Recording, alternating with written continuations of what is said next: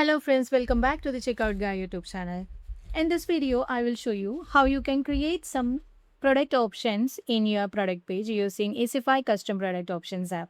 So this app helps you to add some custom fields like text inputs or file uploads or some extra add-ons without any coding. So let's dive into the video without delay. Before going to the video, please make sure that you are subscribed to our channel for more Shopify tips.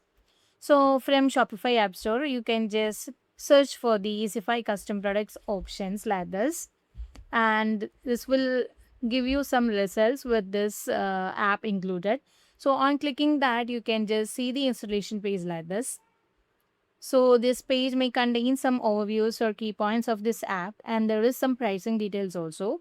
Thankfully, they provide some free plans, so you can just explore through free plans. And if this find helpful, you can just upgrade to any their pro plans or premium plans. And there is some genuine reviews from different merchants over here. You can just go through this and just have a look on this and just click on install button. Once you install this app will reflect like this in this app section. So in your Shopify admin panel, go to the app section and click on Easify options. There are different dashboard systems or there are different sections over here. In that, you have to go to the option set. Now head on to create option set. Now there are two sections here. One is the custom options, another one is the product one. And first one we have to give some custom options, and also you can just give any name for this option one. I'm just giving text input as my like the option name, and we can just click on add option, and there are some there are multiple options over here, and some are disabled due to the we need to update for this to have or to use this. So let's go with the first one, that is the text box, and just again click on this. First we have to give some option name, or these are the basic settings, and I'm just giving the option name as the gift message. And if this is a required field, you can just mark this as ticked. Otherwise, you can untick this so that this will not be a required option to fill. And the default one also, you can just, I'm giving gift message as this. And place order, let's go with enter your message here. And info, I'm not giving anything. And yeah, option label, let's keep it as text box itself, and let's have a minimum character with the 5 and maximum with 25. And I'm not giving any help test, or if you want to give any help test, you can just give the here.